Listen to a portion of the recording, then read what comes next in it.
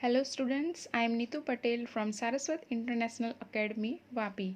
We are going to learn English of Standard 10th. First of all, we will learn first poem, My Song, and after that second poem, Pencil. First poem, My Song, is written by Ravindranath Tagore. Students, we all know very well about great Indian poet Ravindranath Tagore, who composed our national anthem titled as Jana Gana Mana. He was born on 7th May in 1861 at Jorasanka, Calcutta. He became the first Indian who received the Nobel Prize in 1913 for his great writing named Gitanjali. He was also a philosopher, a painter, and a great patriot. My song, મારું ગીત. મિત્રો, આ કાવ્યમાં આપણને એક માતાનો એક બાળક પ્રત્યેનો પ્રેમ જોવા મળે છે. માતા વાત્સલ્ય મૂર્તિ છે. માતાનો પ્રેમ જે હોય છે એ નિસ્વાર્થ હોય છે. સૃષ્ટિમાં સૌથી વધુ પ્રેમ કરનાર જો કોઈ હોય તો એ માતા છે. તો ચાલો આપણે આ કાવ્યની સમજૂતી જોઈએ.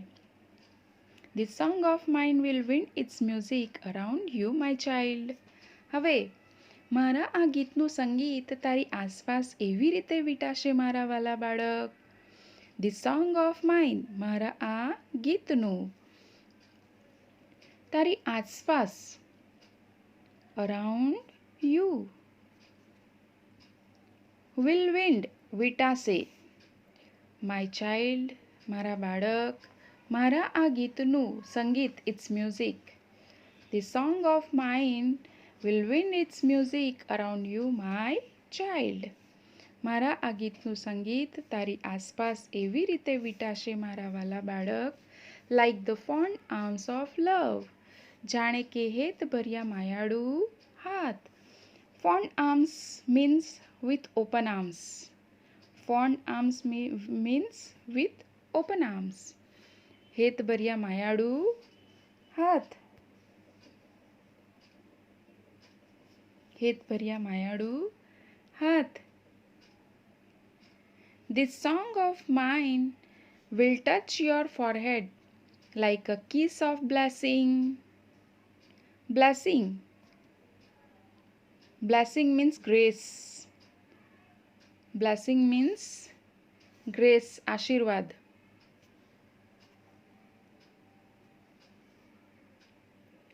Forehead. Forehead means the part of the face above the eyes. Forehead means kapad. Forehead means kapad. This song of mine, મારું આ ગીત, like a kiss of blessing, આશીર્વાદના એક ચુંબનની જેમ. Like a kiss of blessing, આશીર્વાદના એક ચુંબનની જેમ. Your forehead, તારા કપાળને will touch, સ્પર્શ કરશે. Will touch, સ્પર્શ કરશે. મારું આ ગીત આશીર્વાદના એક ચુંબનની જેમ તારા કપાળને સ્પર્શ કરશે. When you are alone, it will sit by your side and whisper in your ear. Alone it means ekla. Alone means ekla.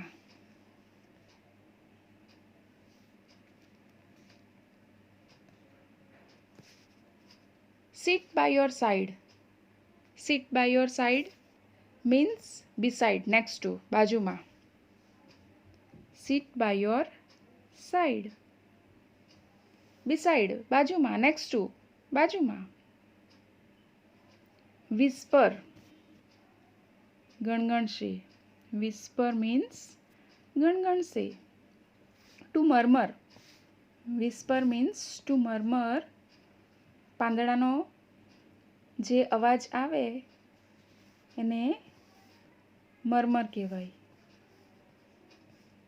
Fence. Sorry. When you are alone, it will sit by your side and whisper in your ear. When you are alone, જ્યારે તું એકલો હોઈશ, it will sit by your side, તે તારી બાજુમાં બેસીને. Whisper in your ear, તારા કાનમાં ગણગણશે. વિસ્પર ઇન યોર ઇયર, તારા કાનમાં ગણગણશે. જ્યારે તું એકલો હોઈશ તે તારી બાજુમાં બેસીને તારા કાનમાં ગણગણશે. When you are in the crowd, it will fence you about with aloofness. Fence એટલે રક્ષણ કરવું. Fence means રક્ષણ કરવું. To protect. Fence means રક્ષણ કરવું. To protect. Aloofness means loneliness, detachment, એકલું હોવું. અલુફનેસ મીન્સ દૂર હોવું, એકલું હોવું.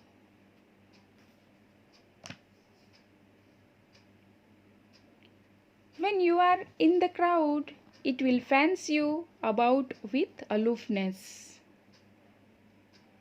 જ્યારે તું ટોળામાં હોઈશ તે તને ટોળાથી દૂર રાખીને, it will fence you about with aloofness, તે તને ટોળાથી દૂર રાખીને તારું રક્ષણ કરશે.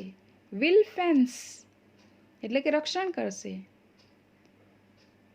will fence means રક્ષણ કરશે. My song will be like a pair of wings to your dreams. My song મારું ગીત. To your dreams તારા સપનાઓને. To your dreams તારા સપનાઓને. Will be like a pair of wings, પાંખો આપશે. શું આપશે? પાંખો આપશે. મારું ગીત તારા સપનાઓને પાંખો આપશે. It will transport your heart to the verge of the unknown. It will transport your heart to the verge of the unknown. તે તારા હૃદયને અજ્ઞાતની સીમાઓ સુધી લઈ જશે. verge, verge means સીમા, છેડો. On the verge of, very close to experience. On the, to the verge of. To the verge of, very close to experience. અનુભવ ખૂબ જ નજીકથી થવો. સીમા, છેડો. વર્જ મીન્સ સીમા, છેડો. અનનોન, અજ્ઞાત. અનનોન, અજ્ઞાત. ટ્રાન્સપોર્ટ કરવું. ટુ ટ્રાન્સપોર્ટ કરવું મીન્સ કે to travel. Transport means travel. તે તારા હૃદયને અજ્ઞાતની સીમાઓ સુધી લઈ જશે. It will transport your heart to the verge of the unknown. It will be like the faithful star overhead when dark night is over your road. તારા માર્ગમાં જ્યારે અંધારી રાત આવશે ત્યારે તે એકનિષ્ઠ તારાની જેમ તારી સાથે હશે. તારા માર્ગમાં જ્યારે અંધારી રાત આવશે. over your road. over your road. તારા માર્ગમાં જ્યારે અંધારી રાત આવશે. when dark night. like the faithful star overhead. ત્યારે તે એકનિષ્ઠ તારાની જેમ તારી સાથે હશે. એટલે કે એ જે તારો છે એ તારા માર્ગમાં અંધારાને દૂર હટાવશે અને અજવાળું પાથરશે. My song will sit in the pupils of your eyes and will carry your sight into the heart of things. મારું ગીત તારી આંખોની કીકીઓમાં રમશે અને વસ્તુઓના હાર્દમાં તારી દ્રષ્ટિને પહોંચાડશે. પ્યુપિલ. પ્યુપિલ મીન્સ આંખની કીકી. પ્યુપિલ મીન્સ આંખની કીકી.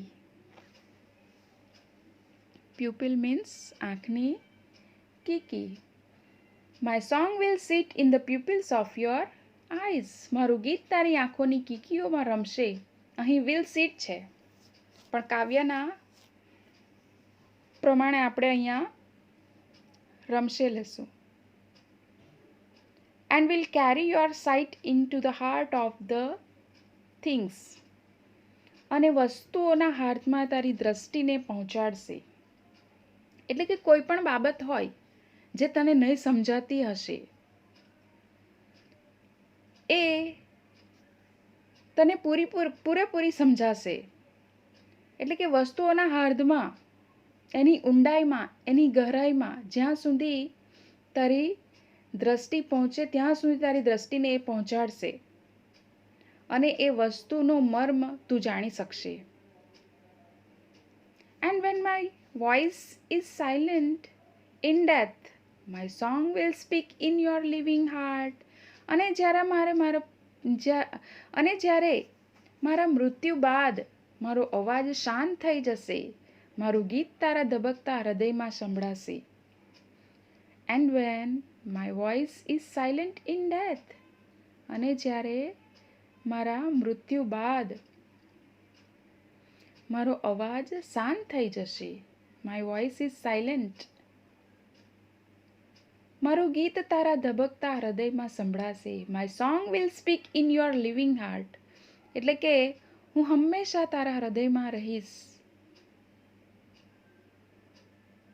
અને તને હું સંભાળીશ. Let's start our second poem, pencil. My daughter, મારી દીકરી. ડોટર મીન્સ દીકરી. ડોટર મીન્સ દીકરી. મારી દીકરી. લિટલ ડિયર ડોટર, નાની વાલી દીકરી. લિટલ મીન્સ નાની, ડિયર મીન્સ વાલી. લિટલ ડિયર ડોટર, નાની વાલી દીકરી. લાઇટ્સ અ પેન્સિલ, એક પેન્સિલ પ્રગટાવે છે. લાઇટ્સ મીન્સ પ્રગટાવવું. લાઇટ્સ મીન્સ પ્રગટાવવું. લાઇટ્સ અ પેન્સિલ, એક પેન્સિલ પ્રગટાવે છે. વિથ અ શાર્પનર, એક શાર્પનર વડે. વિથ અ શાર્પનર, એક શાર્પનર વડે. The sky of the white paper, શ્વેત કાગળનું આકાશ. શ્વેત કાગળનું આકાશ.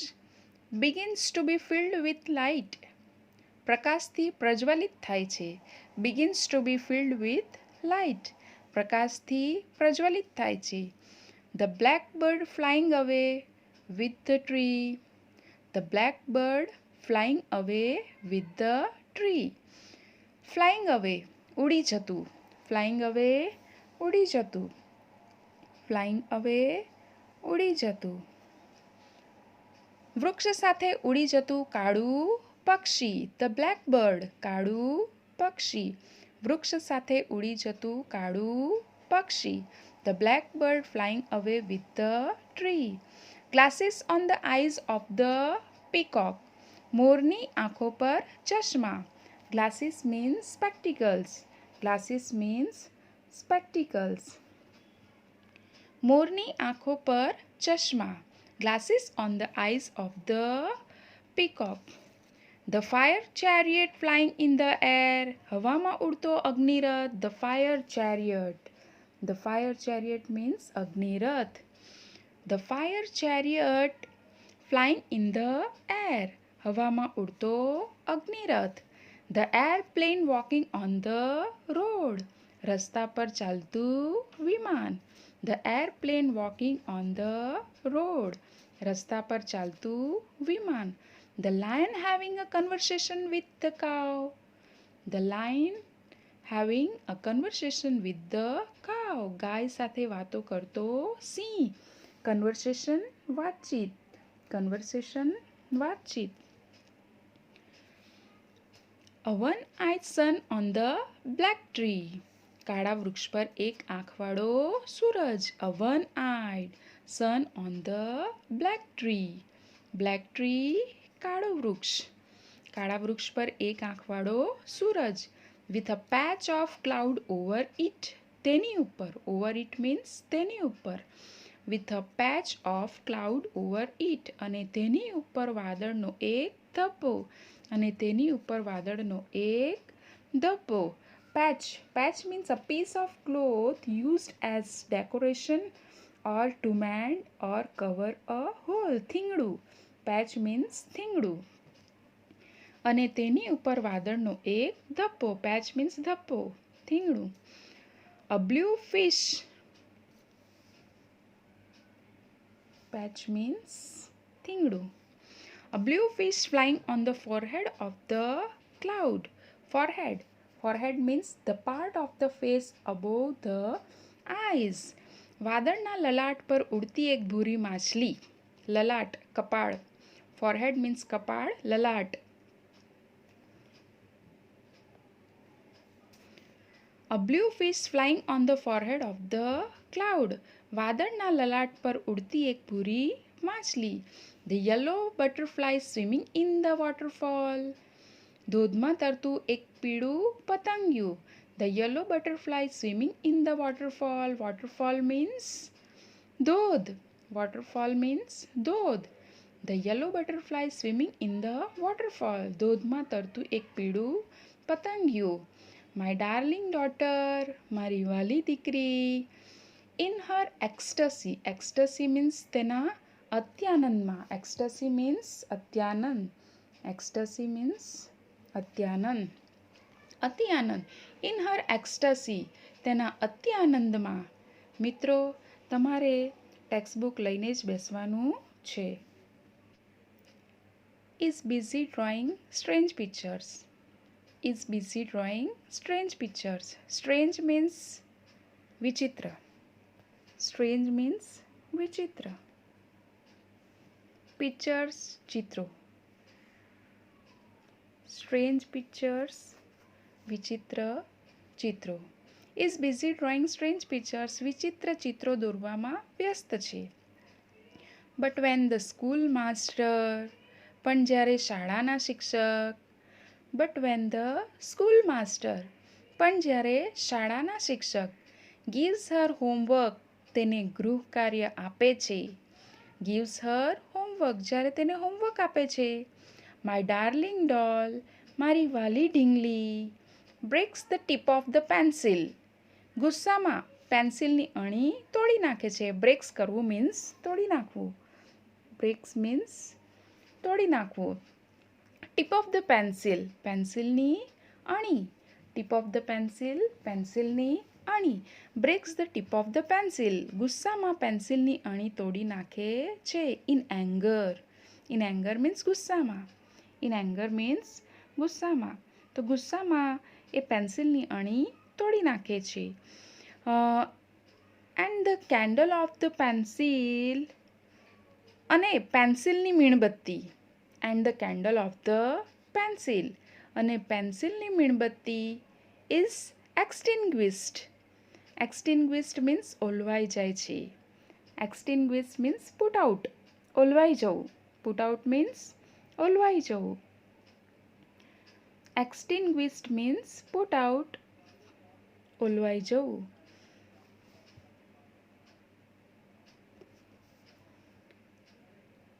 અને પેન્સિલની મીણબત્તી ઓલવાઈ જાય છે.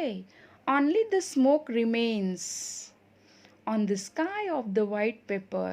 શ્વેત કાગળના આકાશમાં. On the sky of the white paper. શ્વેત કાગળના આકાશમાં. Only the smoke remains. રહે છે ફક્ત ધુમાડો. રહે છે ફક્ત ધુમાડો. remains એટલે રહેવું. remains means રહેવું. remains means રહેવું. અને smoke means ધુમાડો. smoke means ધુમાડો. મિત્રો, આ બંને પોયમ તમને સમજાઈ જ ગઈ હશે. હવે આ બંને પોયમના નીચે જે ગ્લોસરી આપ્યા છે, શબ્દો જે આપ્યા છે, એના ગુજરાતી અર્થ તમારી નોટબુકની અંદર અંગ્રેજી અને ગુજરાતી અર્થ બંને લખવાના છે.